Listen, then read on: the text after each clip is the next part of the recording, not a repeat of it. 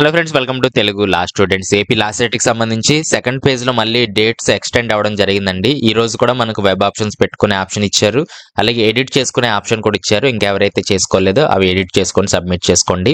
మనకి 29వ తారీఖు రిజల్ట్ అయితే వాళ్ళు ఇవ్వడం జరిగింది. 29న ఏ టైంకి ఇస్తారనేది వాళ్ళు అయితే మెన్షన్ చేయలేదండి. మనకు ఫస్ట్ పేజ్ డీటెయిల్ నోటిఫికేషన్ లో అయితే ఒక టైం ఇచ్చారు, ఆఫ్టర్ 6 PM అని చెప్పి. సెకండ్ పేజ్ లో అయితే ఈ విధంగా డేట్ ఇచ్చారు, కానీ మనకు టైం అయితే ఇవ్వలేదు.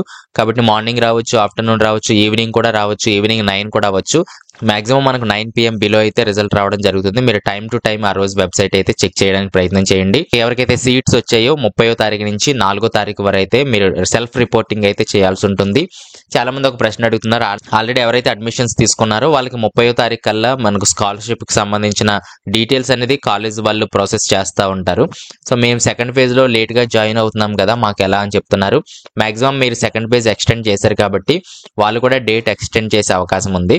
రియంబర్స్మెంట్ కి ఎవరైతే ఎలిజిబిలిటీ ఉందో ఖచ్చితంగా కాలేజ్ వాళ్ళు ప్రాసెస్ చేస్తారండి స్కాలర్షిప్. అది చేయించుకుంటేనే మీకు అకౌంట్ లో పడుతుంది. మిస్ అయినట్లయితే మీ అకౌంట్ లో డబ్బులు అనేది పడదు. అంటే కాలేజ్ అకౌంట్ లోనే వాళ్ళు వేస్తామంటున్నారు కాబట్టి మీకు ఆ ఫస్ట్ ఇయర్ రియంబర్స్మెంట్ అనేది రాదు. కాబట్టి ఖచ్చితంగా ఈ మంత్ ఎండింగ్ కల్లా ఖచ్చితంగా మీరు ఆఫీస్ లో కనుక్కోండి ఎప్పుడు ఏంటి అనేది. అది ఖచ్చితంగా చేయాలి. రియంబర్స్మెంట్ ఎవరికైతే ఎలిజిబిలిటీ ఉందో వాళ్ళందరూ కూడా ఆ ప్రాసెస్ అయితే చేసుకోవాలి.